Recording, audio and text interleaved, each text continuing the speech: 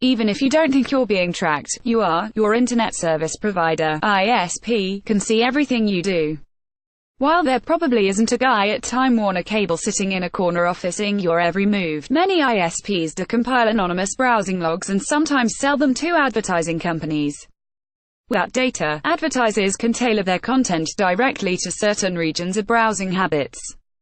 This is one of the big reasons more and more people are considering a virtual private network, or VPN, which can keep your behavior private.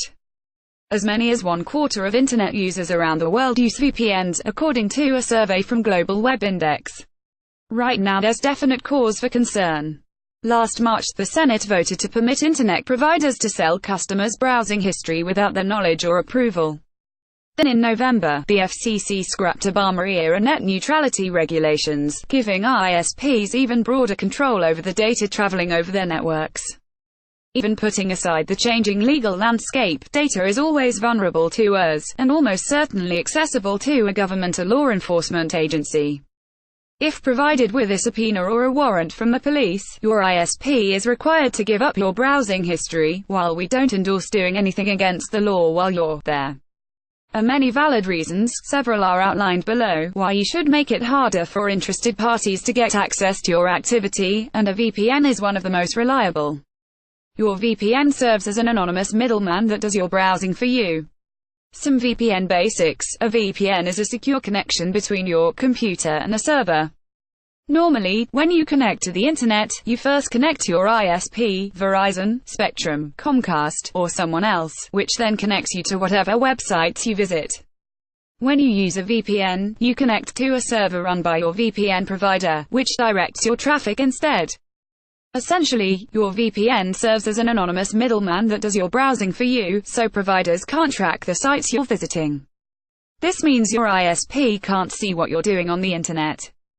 It also means you appear to access the internet from the IP address of your VPN server, rather than your own IP address, so any website monitoring your activity won't know where you're browsing from. There are all kinds of reasons you might want to use a VPN. 1.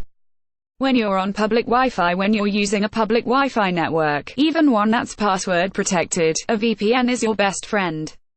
If a is on the same Wi-Fi network, it's actually quite easy for them to snoop on your data. The basic security that your average coffee shop uses, a WPA2 password, doesn't actually protect you from others on the network in a robust way. Using a VPN will add an extra layer of security to your data, ensuring you bypass the coffee shop's ISP and encrypting all your communication. Hackers will need to find easier prey. 2. When you're traveling. If you're traveling to a foreign country, say, China, where sites like Facebook are blocked, a VPN can help you access services that may not be available in that country. Often, the VPN will allow you using services that you paid for and have access to in your home country, but for international rights issues aren't available in another. Using a VPN can make it seem like you're enjoying the service just like you were at home. VPN use sees huge spikes from non-US countries during events like the Super Bowl and March Madness. Netflix is always trying to crack down on VPN users, but many VPN providers are continuously adapting their services in response. It's a bit of a WMO game, but some VPNs do, in fact, poke through. Travelers may also be able to find cheaper airfare when using a VPN, as prices can vary from region to region. 3. When you're a remote worker or student. Many employers require the use of a VPN to access company services remotely, for security reasons. A VPN that connects to your office's server can give you access to internal company networks and resources when you're not in the office. It can do the same for your home network while you're out and about. 4.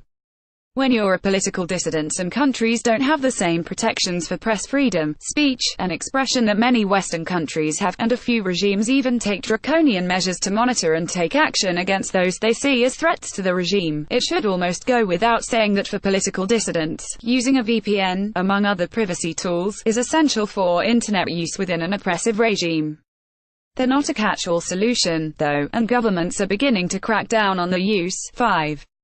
When you just want some privacy even in the comfort of your own home, doing your regular internet thing, using a VPN isn't a terrible idea.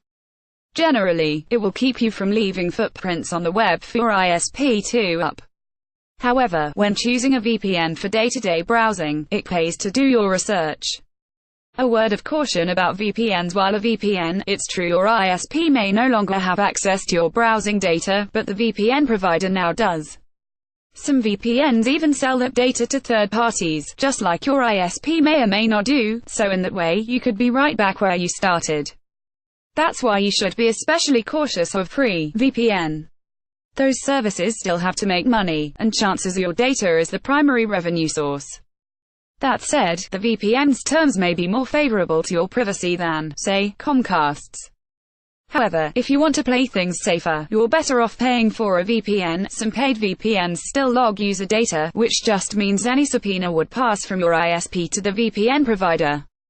That said, it's likely be harder for law enforcement to get that data if your VPN isn't local to your country. In summary, if you're concerned about privacy for any reason, using a VPN is a great option. Just make sure you read the fine print of the VPN provider you go with. And don't always take their word for it. Some VPN providers claim they don't keep logs on user data, but third parties have discovered evidence that they actually do. There are many other precautions you can take to protect your privacy besides using a VPN. One is the privacy-centric browser Tor, which hides your traffic by rerouting it through a series of nodes, each of which can only see parts of your IP address, making it extremely difficult to track users. Tor is free to use. The Tor project, the non-profit that builds the browser, is funded mostly through grants and donations.